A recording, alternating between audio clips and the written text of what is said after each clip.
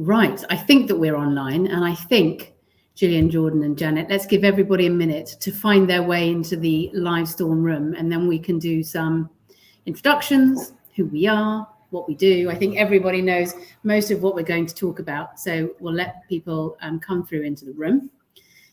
Do our usual poll. So we do a poll at the beginning just to sort of understand the beginning of your alumni journey, in the middle, at the end.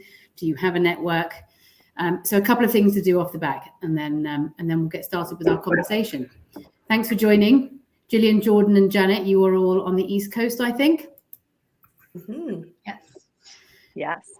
Very good. Well, look, we'll put the poll up, and Kyle is going to run that in the background. So no one can see Secret Kyle, but Secret Kyle is in the background and made all of today happen. Why don't we get started now that we've given everybody a minute? And why don't we just do a quick round robin about who we are and what we're talking about today. For those of us joining who are not regulars, my name is Emma Sinclair. I am Chief Executive of Enterprise Alumni. We are the market leaders in alumni management software. Alumni is my middle name and something I enjoy talking about. So today is an excellent opportunity to do that with Gillian, Jordan and Janet. Gillian, as our guest today, why don't you introduce yourselves and then over to Janet and to Jordan. Perfect. Thanks, Emma. And I love the 3 J's, Gillian, Jordan, and Janet. Emma, we need to change your name for the time being. Hello. Thank you so much for having me today. Excited to be on this webinar. And I know a few people had reached out to me saying that they were joining. So thanks for reaching out and making the time to join us today. By way of introduction, my name is Gillian Caffrey, and I am the Global Alumni Relations Lead at BlackRock, the world's largest asset manager. And I am currently in this space for a little over a year and a half. I stepped into the role in August of 21, and BlackRock launched our alumni network in January of 22. So we're a little over a year now in existence, and I have been at BlackRock for a little over 6.5 years. So excited to share more about what we're doing at BlackRock and contribute to this conversation. Thanks for having me. I'll pass it over to Jordan. Hi, everyone. Welcome.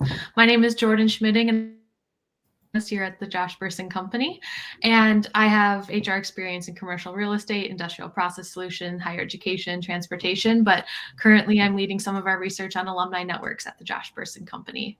Janet? Hello, everyone. Good afternoon, good morning, good evening, wherever you might be. I'm Janet Mertens. I am the Senior Vice President of Research at the Josh Bersin Company. Emma, you said your alumni is your middle name. I think talent feels like my middle name. I've been in the HR space either as a practitioner, a leader, a consultant, or a researcher for 20 plus years. So have been looking at all things people and talent and work for a long time. Of course, many of you will know Josh Bersin, the person or the company. We are an HR advisory firm and really do a lot of just exploration and studying of what's happening in the market today, what challenges are there that organizations are facing around talent and people, and really helping solve some of those thorny people problems and business challenges. Thank you very much. So Janet, you're going to kick us off. I know that Josh and the wider Bersin ecosystem have been talking about alumni, the last stage of the employee life cycle, our business enterprise alumni over the years. And I think it's really exciting to refresh that and to hear your thoughts framed with the 2023, 2024 challenges that corporates face.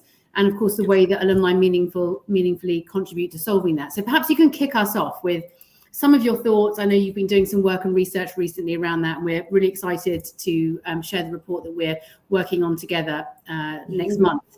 Do you think you can talk us through some of that, set the scene?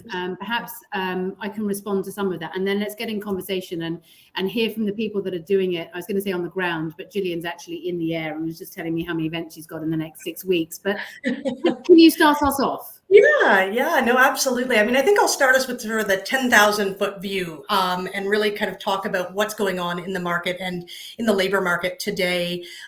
It's no hyperbole, it's no exaggeration to say this is, very exciting times that we're in and very uncertain times. we've been studying the topic of, talent acquisition and hiring and talent for a long time at Bersin. And, we are seeing just, I would almost say, conflicting signals in the market, right? Complicated, conflicting signals in the market, everything from, hiring volumes going up, going down, entire industries really grappling with layoffs. Certainly we see that in some spaces and sectors, others really in growth mode. We're seeing time to hire is continuing to rise. I was actually just looking at some data this week around time to hire, and that is on the rise. Internal mobility is a challenge for organizations as they look internally. So as we start to think about, the labor shortages and the skill shortages, we did a big study. Emma, you're aware of this. Did a big study on talent acquisition and what does the future look like? And I'll just spend a couple of minutes, I think, talking about some of that to set the context and sort of spark the conversation for today. And really, I think there's a couple of things that we're observing in the data. We talked to, hundreds. We're privileged to talk to companies every day who are succeeding and thriving with their workforce, and with their talent acquisition or talent development. And then we talked to organizations who are really struggling. And so we did a big study in the past 6 months, 8 months on what's going on in talent acquisition. And I'll just pull out a few key themes. Right off the top, I'll throw a stat out at everyone that only, what we found is only about a quarter of companies are really getting this right. This is a really tough thing to do, to bring in and keep. So to find, keep, engage the right talent to drive, business transformation, to execute on business strategy. So that's, 1 in 4 companies are getting this right, which means 75% of companies out there are struggling. And I think, among the challenges certainly is the labor shortage. Trying to find new talent in old ways is simply not working anymore. And Emma, we've just been chatting about this back and forth that, we use the phrase a little bit in jest that it's not, it's not your grandmother's TA or recruiting strategy anymore. Those traditional methods are simply not enough. What we are finding and what we've observed through our research has really been around, sort of experimentation and bold, sort of creative, human-centered approaches. And that's where we're going to talk a little bit about Alumni. But let me just, before we get to it, talk about what I mean there and what difference it's making.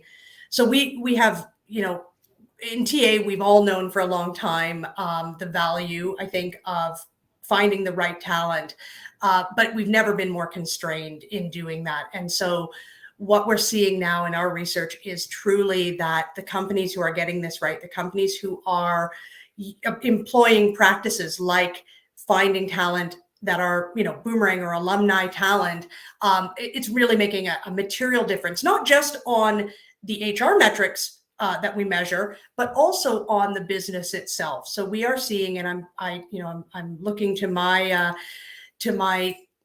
data points here, that companies who get this right, they are miles ahead of their peers. So this is really the time for HR and for TA to really be thinking about what are those strategies to use, among them being alumni. And these are numbers that are like, companies who do this well are 5 times more likely to delight their customers, 2 times more likely to exceed financial targets. So this is not just about HR metrics for HR's sake. This truly is a material, it's making a material difference on the business. Now, one of the things that we also have observed is the nature of talent and talent conversations has really changed. And what I mean by that is we're starting to see that, and I talked about experimentation, but we call it systemic HR. So Emma, you and I have had some conversations about this, that the companies who do this are creative and also kind of breaking free of the boundaries that have kind of constrained these talent practices in the past. And so now this becomes really about, finding sources of talent like alumni that we haven't looked at before, or tapping into the skills of alumni that maybe, bringing alumni back in with, to apply different skills, to recognize what those skills are. And this is about dropping those boundaries between talent acquisition and L&D, thinking about reskilling and recruiting and redesigning work, and sort of retaining employees as a very holistic, very systemic organism. And I think for Bersin, for Josh and the team at Bersin, we're really seeing that show up in organizations who are tapping into alumni. And I think, what I want to talk with you a little bit about, Emma, is the importance and the concept of alumni, because I know we're going to hear from Jillian and Jordan about some of the strategies, but want to get a sense a little bit about what are companies thinking about and how are companies defining alumni? So let's talk a little bit just to bring it back down here. When we think about alumni, and I'd love to hear what you see in the market, but when we think about alumni, we are hearing things in the market very much about the institutional knowledge that these employees have, that they are bringing back with them. We see that there's a time frame that is really that kind of sweet spot for tapping into alumni. And I think I read recently that once an alumni employee comes back into an organization, they tend to stay for life. They tend to stick around. Emma, what are you hearing about alumni? How are companies thinking about alumni in the market now? Well, I remember in 2015 hearing the president of one of our customers talking about how there is no talent shortage. There are just overlooked pools of people that companies need to leverage more effectively. And that's 8 years ago. But I think it actually succinctly explains what that is now, which is people are recognizing that there are untapped pools of people, really, truly. And second of all, that lifetime relationship really matters. We talk about maintaining and maximizing relationships with people who matter to your business.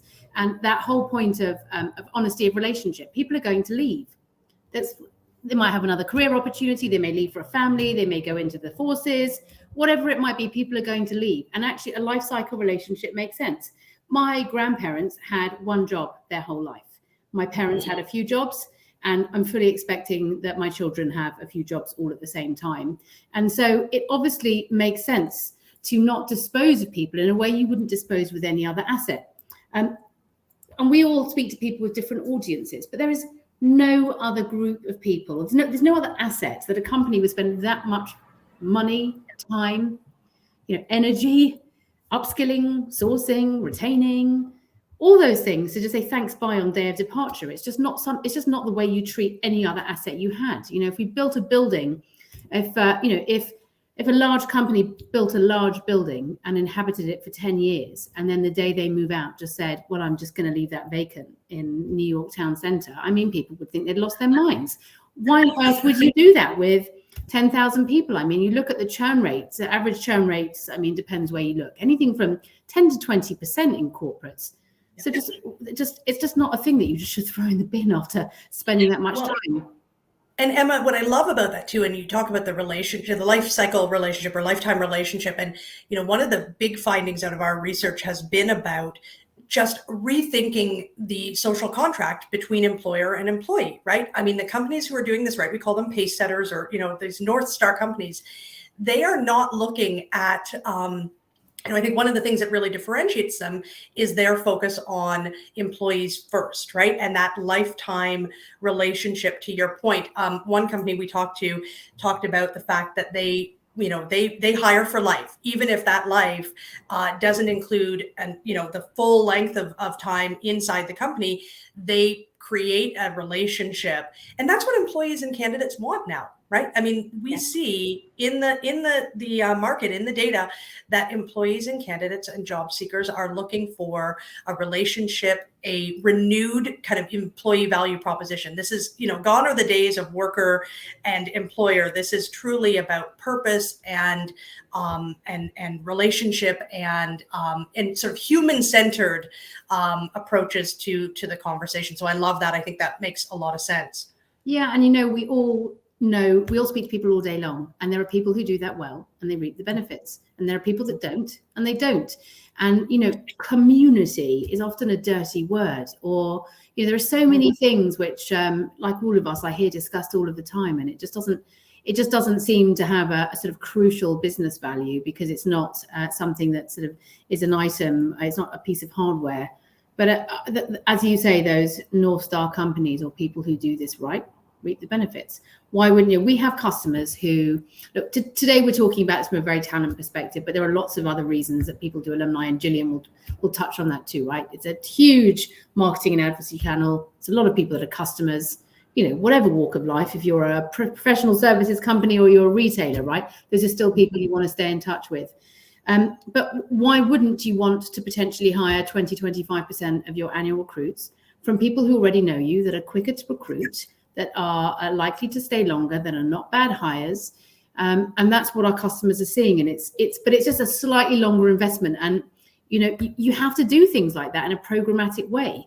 You can't just, you can't just pop people a generic email, as Gillian will tell us, and then that be done with it. I mean, that's just not interesting. Well, people don't just want to hear a bunch of company corporate news. They left, quite interesting. Definitely want to celebrate some of the wins, but there has to be something a little bit bi-directional. No one in the history of time has ever updated their own profile on another platform. So I think the kind of the evolution over the last 5 years that we've been part of, that you've been part of watching, is that if you want that kind of success, you have to be programmatic about it. Lots of people have gone through transformations in all parts of their business.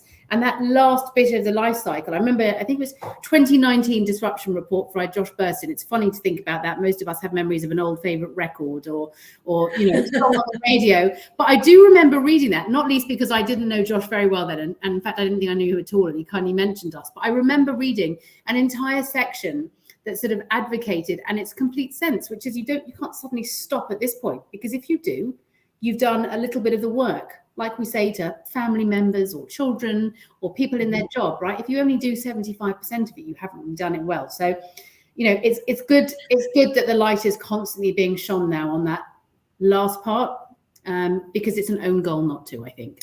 Well, and I love that, Emma, and I think it's such a great place for us to kind of dig into the details, because as I think about what you're saying, what it ties back to me too is if we think about employee experience, right? And we think about the deep personalization that we in general, organizations have gotten really good at thinking about their in-house employees and designing really great experiences. But what goes beyond that, right? What about those employees who have left the company? And I think that personalization and that continuous engagement, all the things we know about employee experience apply here when we think about alumni networks. And Dan, I must say, you just said in-house employees, and I have spent a long time saying that actually alumni is kind of internal comms, right? Exactly. They're not. Yeah.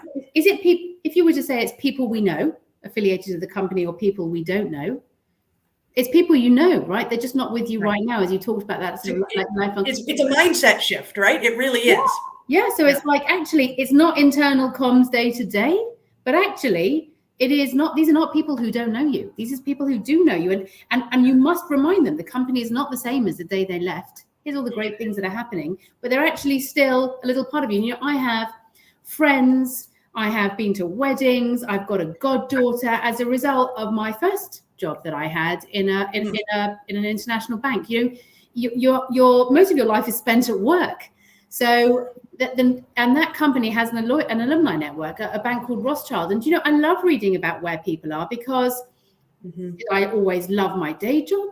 Was there always, we all have different relationships with our day jobs, but actually I have 30 years, 25 years, I'm reaping the benefits of that in other parts of my life. And I now feel a warmth toward that company because I associate them with that and they stay in touch. So the reality is I do think about them a little bit more often. If I've got a mandate or I need some advice from a bank, or if I needed to do a transaction, they'd definitely be in the mix, because I constantly remember and go to events and stay in touch and hear from them. And there's that warm fuzzy. So I know you can't ROI warm fuzzy, and that's not a basis for buying software, but it's a reality, right? And we should recognize that there's a human part of this. Well, and absolutely, and that is so true, that human component, and that community. And you said it, you said that the word community, and I think that's really, that's at the heart of this, right? Humans form communities, and being able to have that connection is super important. Let's talk a little bit maybe about how do we even do this, right? How do organizations do it well? And Jordan and Jillian, I know you both have been chatting about what's been going on at BlackRock. Jordan, you've done a lot of research on the topic, and I know you've got questions for Jillian. Maybe it makes sense to kind of bring you both into the conversation and hear how it's going. Absolutely. And the human connection is a great segue to the first question. So Jillian, thank you again for joining us today. She is the Vice President and Global Head of Alumni Relations, as she mentioned, at BlackRock, which is a global asset management firm. And BlackRock, if I'm not mistaken, launched its Alumni Network platform in 2021, correct? Jillian, this is the height of COVID, and we're going to giggle at you because you are on mute. Fixed. So sorry. Fixed. Take two. Fingers. Yes, thank you so much. So we launched in January of 22, so we're a little over a year old right now. Wonderful, wonderful. And you've previously shared with me that executive support for BlackRock's alumni network came from a human perspective. Your leaders saw it as a way to give back to those who have already invested time and energy into your company. Can you tell me more about the decision to launch an alumni platform at BlackRock and the outcomes that BlackRock was hoping to see? Absolutely. And I think first and foremost, it goes back to what Emma said. And I feel personally, and my boss, so to give a little bit of background on, I think, the reporting structure of the alumni network within the organization. I know sometimes it sits within HR, sometimes it sits within marketing at other organizations or under a CEO. I actually report to one of our vice chairmen, so it technically is more of that senior sponsorship within the organization and our direct reporting line.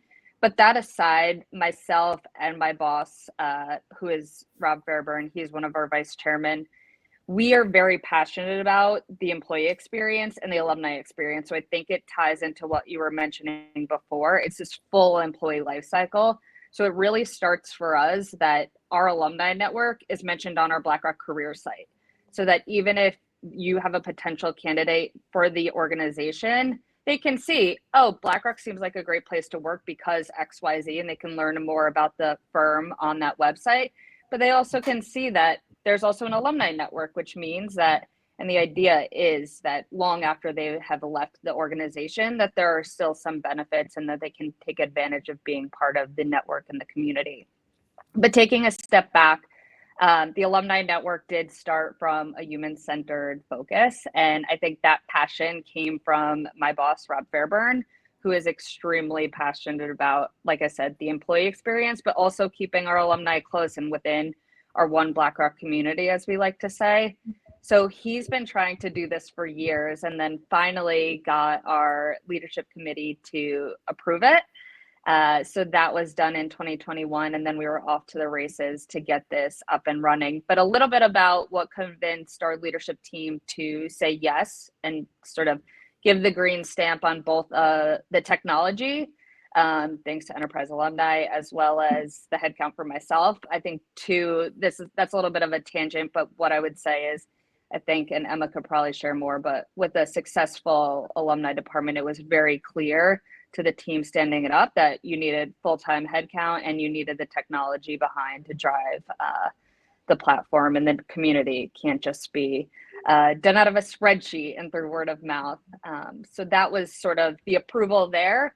But the reasons that really set them to approve this network was first and foremost, as Emma mentioned, the client opportunities, the commercial opportunities. We knew that many of our clients were alums, and then many potential alums could be current clients or future clients rather. So that commercial opportunity piece. The second is going to the talent piece. So as my boss likes to say, our alumni know that our culture, it's the one thing that they mention that they miss about the organization.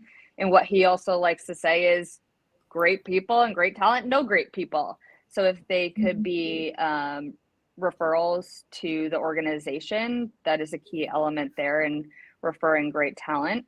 Even if the alum does not want to come back, if they understand what we're doing and the changes within the organization, they're more likely to refer talent in. The third, again, as Emma mentioned, it's a marketing tactic. It's brand and reputation, just to make sure, I think from twofold, it's reputational brand and it's also employer brand, which ties back to what I was saying with making sure that our potential talent is aware of the network, and so that they can feel that even if they're going to only spend a few years of their career at BlackRock, that they could be part of the community for life. And then finally, it ties back full circle. What I say to people is, you spend so much of your time at work. These are a way to give back. That's like the simplest thing. Is like, I always say to people, you spend, as Emma said, more hours of your life at work than anything else. So if this is a token of our appreciation to say, thank you for all that you did, and thank you for making the firm what it is today, and we can give you these benefits as a result of you being part of the alumni network. So those are the key features of why we're doing this. By the way, Jordan, I know you're driving this. I was going to say, no doubt people have questions, and do pop them in the chat or pop them in the question option, because we are going to try and make time for some of them at the end, and we always have a good Q&A. So sorry to interrupt you, Jordan. No worries. Absolutely. Absolutely.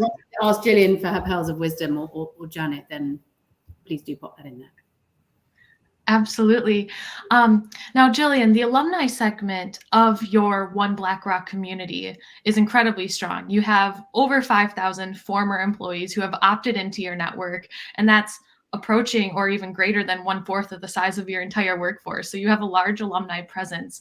What really interested me with your alumni story is that BlackRock made the strategic decision to open the alumni program to former interns, contingent workers, and even individuals who were involuntarily terminated. So can you share a little more about BlackRock's commitment to inclusivity when determining who would be eligible to join your alumni community?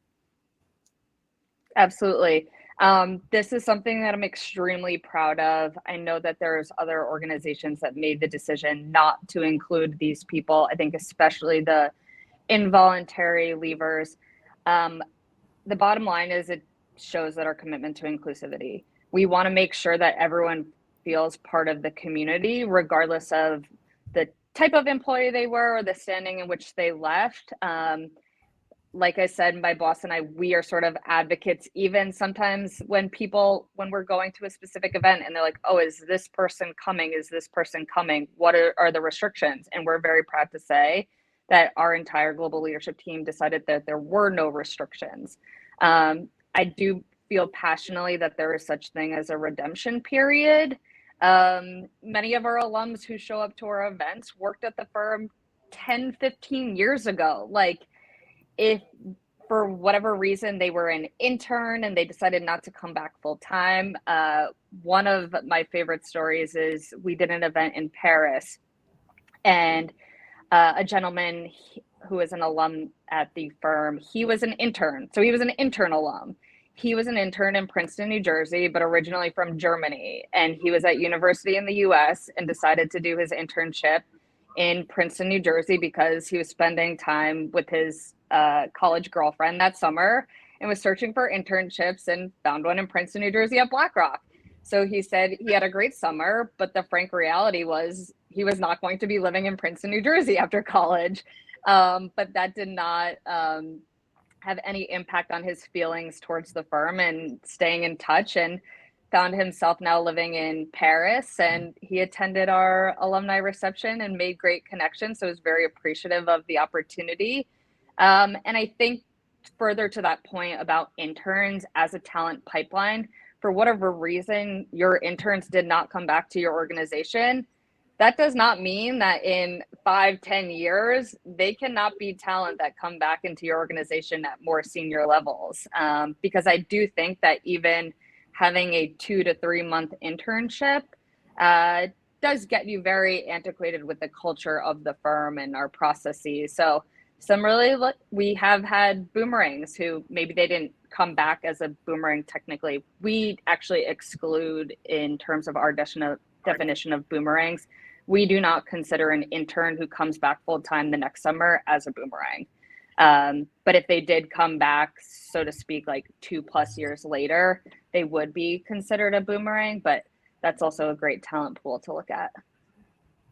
That's brilliant, Gillian. Absolutely. That's brilliant. And, I'm going to clock in. I have so many people that ask, who should be in the network? And quite often people say, well, people have been here for 2 years or 5 years, or, well, someone that's been here a couple of weeks. And I'm like, there's no state secrets in an alumni network. And if we're talking about this as a pipeline and a relationship, why wouldn't you? I remember a professional services firm who only allow partners in, which of course is their choice and makes strategic sense as far as they're concerned. But I'm like, imagine spending 3 years running a network, and when you leave, you can't join that. That must be quite disheartening. So I think inclusivity is something we're seeing more and more of. These days, it's rare we hear anyone say they can't come in, but it's, you started on the right foot, Gillian. The other thing that I'll add in terms of that is, in speaking with our alums over the past year, I think more and more I've chatted with them and realized that the number of people who have left an organization due to personal reasons as an impact of COVID, women in the workforce, people who are taking care of elderly parents and relatives, as well as children. There were many people who frankly left for personal reasons, whether they moved and couldn't stay with their firm in the same location. So I think that it was prior where people would look at a specific tenure even, or the reason why they left and be restrictive. I think it just ties into that inclusivity element that we want to make sure that everyone feels included. Going along with that, there was another significant strategic choice that BlackRock made. Your alumni community has nearly 100% of its members actively engaged in your alumni platform. And part of the reason for that is that BlackRock chose to use an opt-in process as opposed to an auto-enrollment system when somebody leaves the organization. Can you tell me more about that decision to use an opt-in process? Yes, absolutely. I would say it's twofold. The first, no surprise to many probably on the line, is a data privacy element. But coinciding with that, I think it's really important, and we made this strategic decision because we want to make sure that we have the most up-to-date information as possible for our alums and that they feel like they want to be a part of the network. So we have almost, it takes about 3 minutes to complete, a 2-page questionnaire that alums will submit on our website to apply for the network.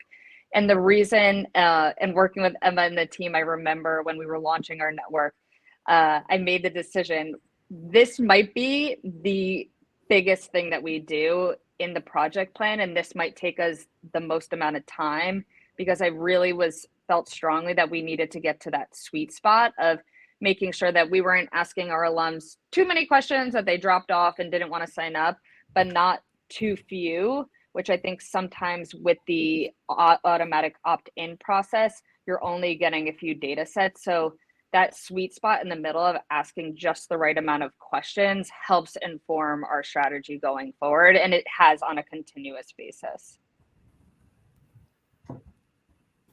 I'm dying to pitch in, but Jordan, I'm letting you drive, and we've got some questions as well. So you tell me when I'm allowed to pipe up. I don't want to get in the way. Everyone wants to hear from you guys and Gillian.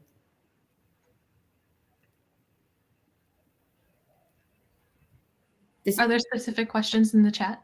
There are, but why don't you keep going with your questions, and then we'll do Q&A at the end. Yes, I'm telling you that I'm gagging to ask some questions, but I'm not wanting to interrupt. Okay. Let's hear from Gillian. Let's get some questions from her, and then we can do some conversation and ask some of the questions. Okay, wonderful. So BlackRock advertises its alumni program throughout the employee life cycle. What are some of the ways that your organization is communicating the opportunity to join this to your current employees so that they want to opt in when they do leave the organization? Yes, I would say right before I answer that, I do want to say that one thing that we did debate when launching the network was if we included current employees. As of today, we do not include current employees within the network. I'm not completely opposed to it, but at the time when we were launching, I decided not to, just because a lot of the content that is shared with the alumni network is obviously repurposed content that exists internally and is being communicated to our employees through other channels. But what I will say is we actively involve our employees essentially with all of our programming and all of our promotion. So I really do, the first part is the promotion. So I heavily lean on our current employees to promote the network, both through social as well as ahead of events, to make sure that they're spreading the word essentially, and that they feel the engagement and the connection with the alumni set of our One BlackRock community.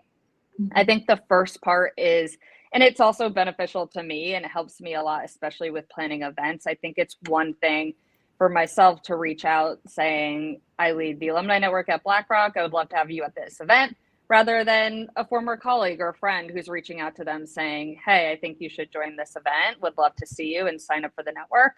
So I do have this pool of ambassadors within the firm who are helping with promotion and getting people signed up. But the other side of it is I want to make sure that they're also taking advantage of the events and the content that we're sharing. So beyond just the events, where every single event that we do in person will have up to a 50-50 split of employees and alums. I think the important element there is obviously the employees not only are taking advantage of the benefit of attending this in-person event and whatever content is being shared or whatever speaker is in attendance, but they're also helping me share more detail of like what is happening within the organization. They're sharing their experience. We invite boomerangs to those events. Those are great people who are sharing the experience of what it's like to come back. That's extremely helpful for us because only them can speak to their experience of why they chose to leave in the first place, maybe what their experience was in the interim and why they chose to come back and what the experience is like since they've been back. And then the other side of beyond just events, the programming that we do. For example, we're currently running mentorship circles.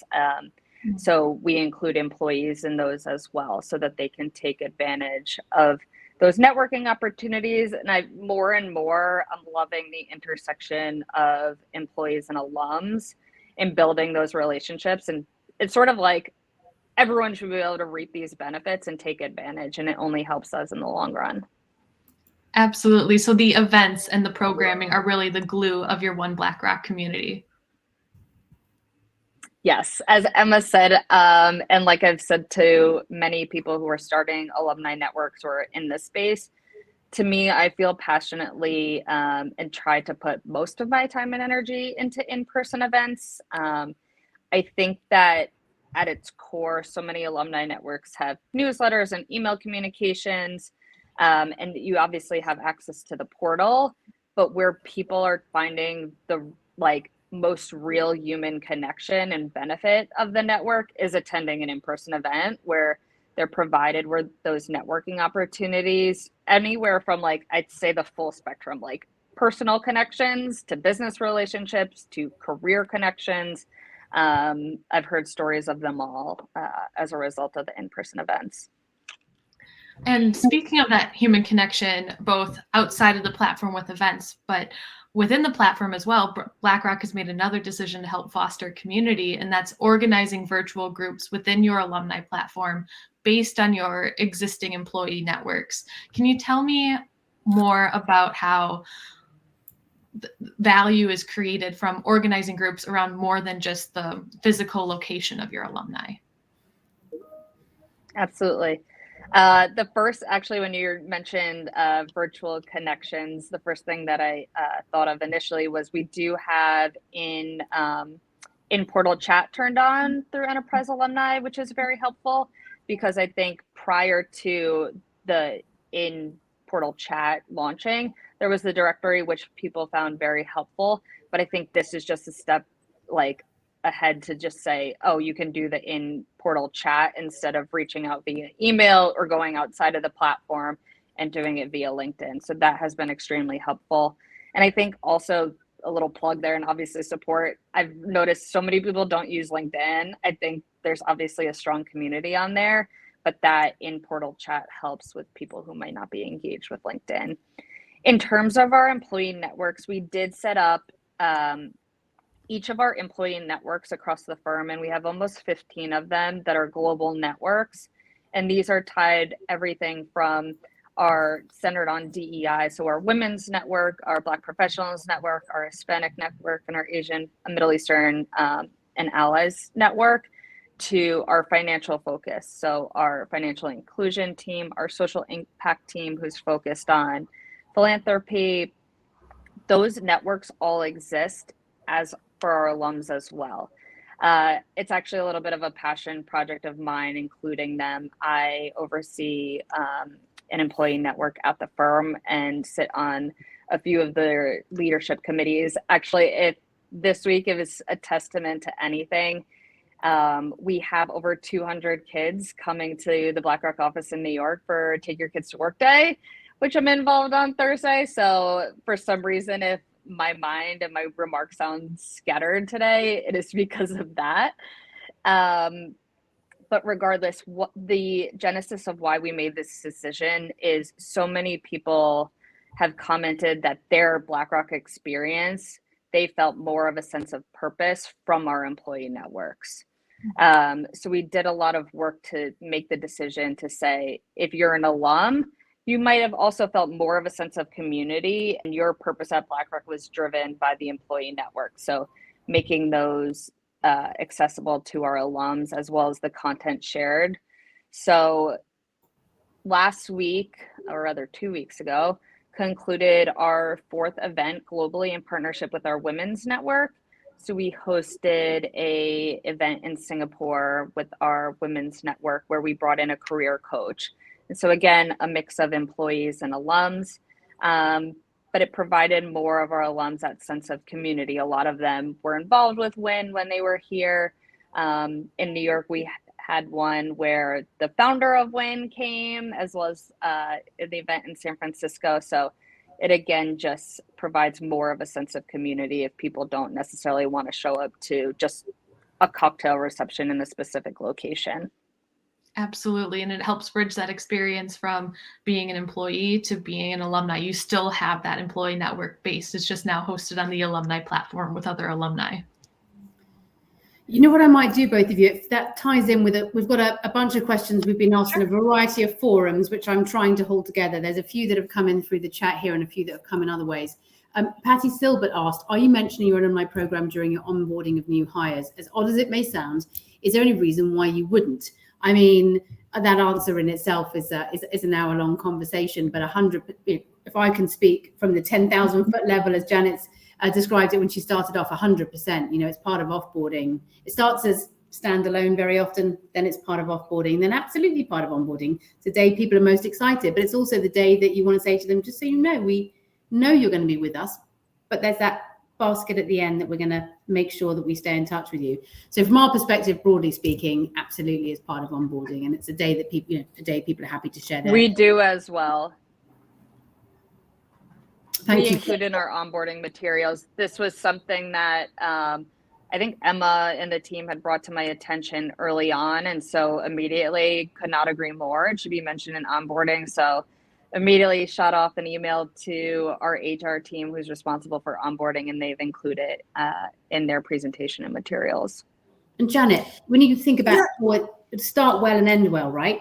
Absolutely. No, I think, I mean, I would echo both of you. I think what we hear is, those candidates, those new hires, they are looking for,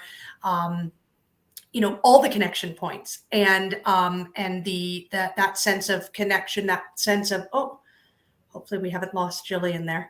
That sense of relationship, right? We started by talking about that. And I think, Jillian, I think even mentioned that you put it in sort of your pre-boarding content, right? Your employee, your careers page. This is it's a benefit that just continues on in an employee's relationship with the employer. So 100% agree. Did we lose Jillian? We didn't. I still see you. We didn't. Okay. Jordan, have you got some other questions? Otherwise, we'll kick off some more and we'll end with no doubt a chat. Wonderful. I just have a couple of more. Jillian, I thought that we could talk about some of the results that BlackRock has been seeing. So have there been any lead generation results or perhaps brand results? Have your alumni been spokespeople for your brand? Anything like that? Absolutely.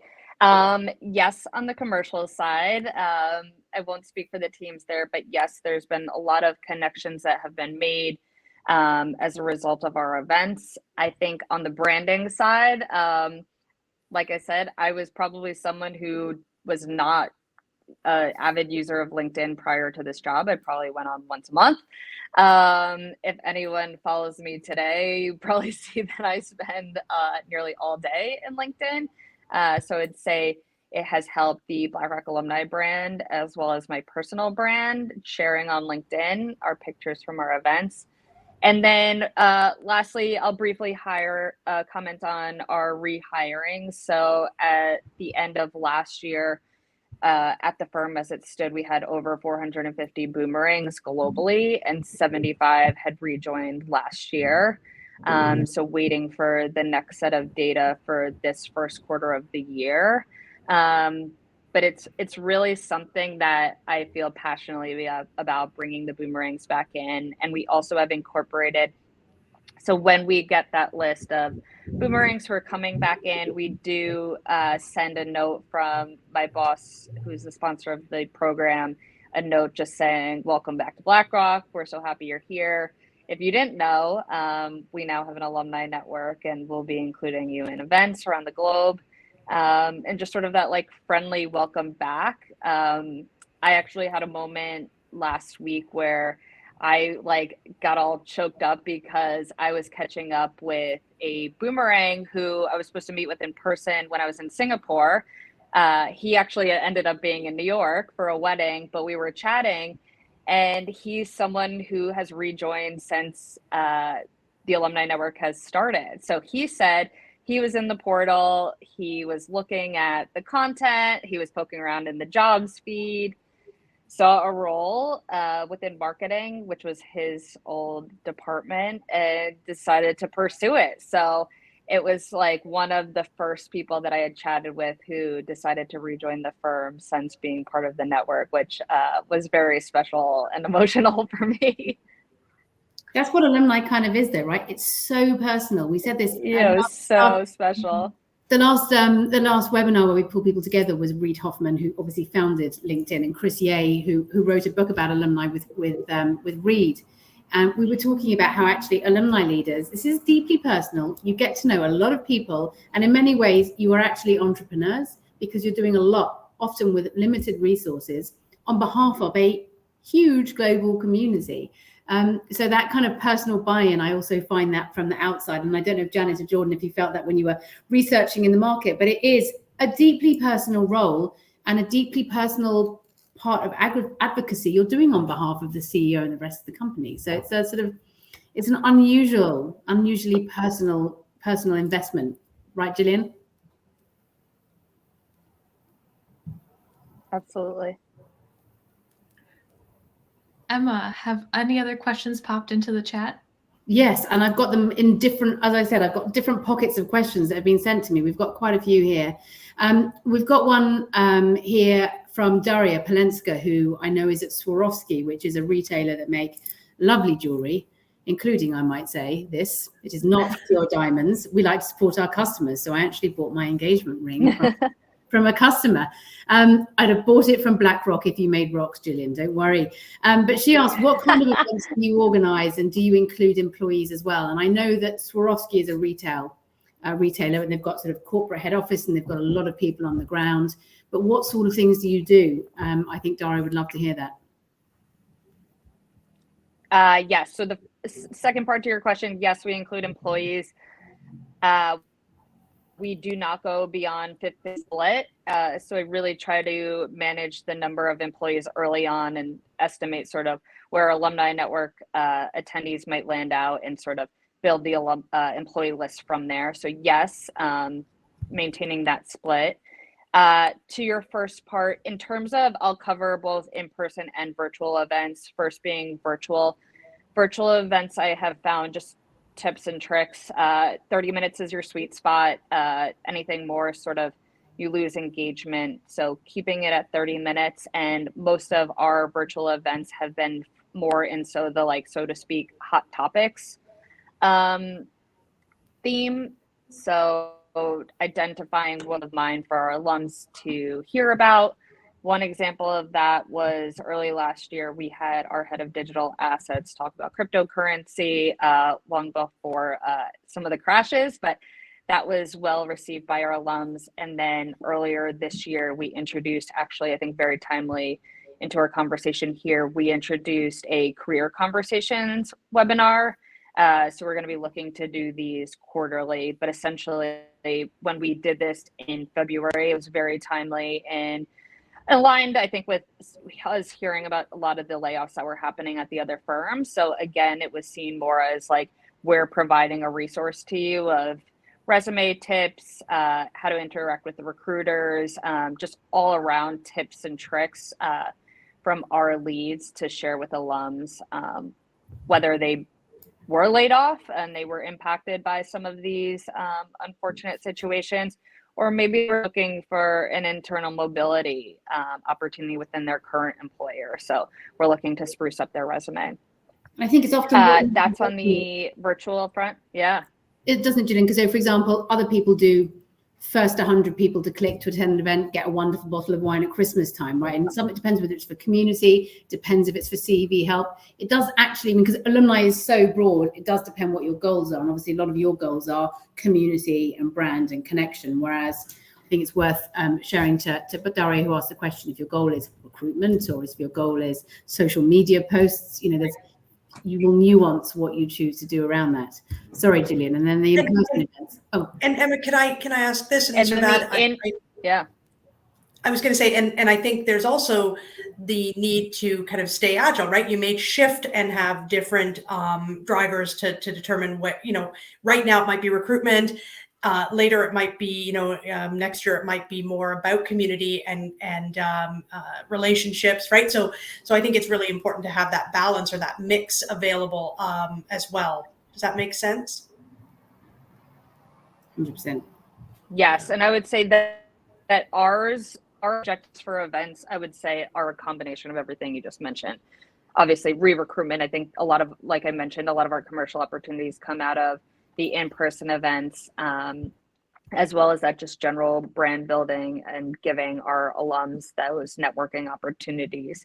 All in-person events, I will say, do have that opportunity for networking, even if there's a content focus side with it. I think that's really important. I don't ever want to bring people in person for a panel and then just say hello and goodbye. I want to provide this space for networking. The other focus for our in-person events are updating our alumni community in a specific location, both on updates to the business and what they're doing locally, as well as more like a cultural perspective. It really does amaze me when I go to events around the globe and the office lead is giving an update. First, it could be that there's a new office head, which I think does have an impact on a lot of the alumni engagement. They want to see who this new person is that's leaving the office and hear about what's going on. And then love seeing the faces of people when the employee numbers have really skyrocketed in a specific. So one example of that was in Paris. The office essentially had tripled since many of the people had worked there. And they're also in talks of going to a new office. So that was of interest to a lot of our alums as well.